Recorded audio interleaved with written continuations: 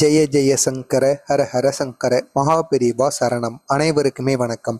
நாம் தினசரி காலையில் எழுந்த உடனேயே இந்த ஒரு பொருளை, அது மட்டுமல்லாமல் இந்த ஒரு செயலை செய்து விட்டதற்கு அப்புறமாக நமது வேலையை நாம் செய்ய தொடங்கினோம் என்றால் அதற்கு அடுத்த நாளும், அது மட்டுமல்லாமல் அன்றைய நாளும் உங்களுக்கு ஏகப்பட்ட நன்மைகள் நடப்பதற்கு அதிகப்படியான வாய்ப்புகள் இருக்கிறதாம்.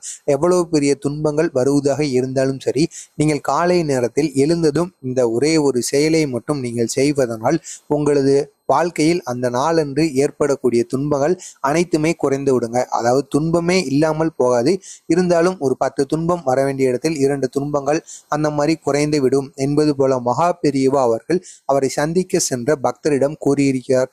அவர் பக்தர் மகா பெரியவாவிடம், பெரியவா, நான் என்னதான் திட்டம் போட்டு இன்னைக்கு நான் எனது காலை வேலையை நான் எவ்வளவுதான் வேலைகளை செய்தாலும் சரி, நான் திட்டமிட்டபடி இந்த வேலைகளை எல்லாம் முடிக்க முடியவில்லை. அது மட்டுமல்லாமல் நான் சீக்கிரம் முடிக்க வேண்டும் என்று நினைத்தேன் என்றால் ஏதாவது ஒரு பிரச்சனைகளானது வந்து கொண்டே இருக்கிறது. இதனால் எனக்கு நேரம்தான் அதிகமாகி கொண்டே வீணாகி கொண்டு இருக்கிறது என்பது போல பெரியவாவிடம் அந்த ஒரு பக்தர் கூறியிருக்கிறார். அதற்கு பெரியவா அவர்கள் என்ன கூறினார் என்று பார்த்தோம் என்றால், நீ காலை நேரத்தில் எழுந்ததும் இந்த ஒரு செயலை மட்டும் செய்துவிட்டு அதற்கப்புறமாக நீ மனதில் எதையுமே நினைக்காமல் உனது வேலையை நீ செய்ய ஆரம்பித்து விடு. அதற்கப்புறமாக உனக்கு நடக்க இருக்கின்ற மாற்றங்களை மட்டும் நீ கவனித்து பார் என்பது போல மகா பெரியவா அவர்கள் அந்த பக்தனுக்கு அறிவுறுத்தியிருக்கிறார். மகா பெரியவா அவர்கள் அப்படி என்ன செய்ய வேண்டும் என்று அந்த பக்தனுக்கு அறிவுறுத்தினார் என்று பார்த்தோம் என்றால், அது பார்ப்பதற்கு முன்பாக நமது சேனலுக்கு நீங்க புதிய பார்வையாளராக இருந்தீங்கன்னா மறக்காம சப்ஸ்கிரைப் பண்ணிட்டு பாருங்க.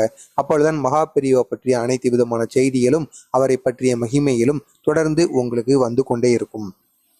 அதாவது நீங்கள் காலை நேரத்தில் எழுந்த உடனேயே உங்களது வீட்டில் பூஜை அறை இருக்கும் அல்லவா, அந்த பூஜை அறைக்கு சென்று விளக்கு உங்கள் வீட்டில் உள்ள பெண்மணியோ, பெண்கள், அம்மா, யார் வேண்டுமானாலும் ஏற்றி முதலில் வைத்திருக்க சொல்ல வேண்டுமாங்க. நீங்கள் எழுந்த உடனேயே அந்த விளக்கை உங்களது கண்களால் பார்த்துவிட்டு முடிந்தால் அதை நீங்கள் தொட்டு வணங்கி விட வேண்டுமாம். காலையில் எழுந்த உடனே இதை நீங்கள் செய்தால் மிகவும் நல்லதாங்க. நீங்க கேட்கலாம், அதாவது குளிக்கவில்லை, பல் துலக்கவில்லை என்று நீங்கள் அனைவருமே இதை போன்று கேட்கலாம். இருந்தாலும் நீங்கள் காலையில் எழுந்த உடனே மற்ற செயல்கள், அது மட்டுமல்லாமல் வேறு எந்த ஒரு செயல்களை செய்வதற்கு முன்பாக நீங்கள் எழுந்த உடனே இப்படி நீங்கள் செய்வதனால் அந்த ஒளி இருக்கிறது அல்லவா, அந்த மங்களகரமான ஒளி காலை நேரத்தில் உங்களது கண்களிலும், அது மட்டுமல்லாமல் அதை நீங்கள் தொட்டு வணங்குவதாலும் உங்களுக்கு அன்றைய நாளன்று மங்களகரமான காரியங்களும், அது மட்டுமல்லாமல் உங்களது வாழ்க்கையும் ஒளி போல் பிரகாசிப்பதற்கும் அதிகப்படியான வாய்ப்புகள் இருக்கிறது என்பது போல மகா பெரியவா அவர்கள் அவரை சந்திக்க சென்று அந்த பக்தரிடம் இதை போன்று ஒரு எடுத்துக்காட்டை கூறியிருக்கிறார். எனவே நீங்களும் மறக்காமல் காலை நேரத்தில் சீக்கிரம் எழுந்துபவரோ அல்லது லேட்டாக எழுந்துபவரோ யாராக இருந்தாலும் சரி, இந்த ஒரு செயலை மட்டும் நீங்கள் தவறாமல் செய்யுங்கள். உங்களது வாழ்க்கையிலும், அதாவது வாழ்க்கையானது ஒளி போல் மாறுவதற்கு அதிகப்படியான வாய்ப்புகள் இருக்கிறதாம். எனவே நீங்களும் இந்த ஒரு செயலை மறக்காமல் செய்து விடுங்கள். இதை நீங்கள் மட்டும் செய்து வாழ்க்கையில் பயன்பெறாமல் உங்களுக்கு தெரிந்த நபர்கள் என அனைவருக்குமே இதை ஷேர் செய்து அவர்களையும் இதை செய்து வர சொல்லுங்கள். அப்பொழுதுதான் உங்களுக்கு மகா பெரியவா அவர்கள் கூறிய அனைத்து விதமான செய்திகளும், அவரை பற்றிய மகிமைகளும், உங்களுக்கு நன்மைகளும் தொடர்ந்து நடைபெற்று கொண்டே இருக்கும். மறக்காம நம்ம சேனலுக்கு நீங்க புதிய பார்வையாளராக இருந்தீங்கன்னா மறக்காம சப்ஸ்கிரைப் பண்ணிட்டு பாருங்க. நீங்கள் இதை மட்டும் பண்ணினோம் என்றால் உங்களது குடும்பத்தில் பிரச்சனைகளானது தீர்ந்துவிடும் என்று கேட்டீர்கள் என்றால் ஒருபோதும் தீராது. அதாவது நீங்கள் எவ்வளவுதான் நல்லவராக இருந்தாலும் சரி, பொறாமை எண்ணம் கொண்டவராக நீங்கள் இருக்கக்கூடாதாங்க.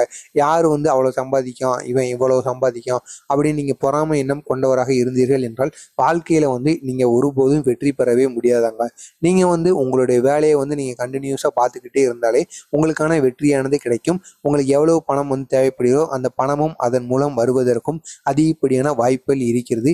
எனவே பொறாமை எண்ணம் கொண்டவராக ஒருபோதும் இருக்காதீர்கள். அப்படி பொறாமை எண்ணம் கொண்டவராக நீங்கள் இருந்தீர்கள் என்றால் இதற்கு அப்புறமாவது நீங்கள் அந்த பொறாமை எண்ணத்திலிருந்து வெளிவந்து உங்களது மனதை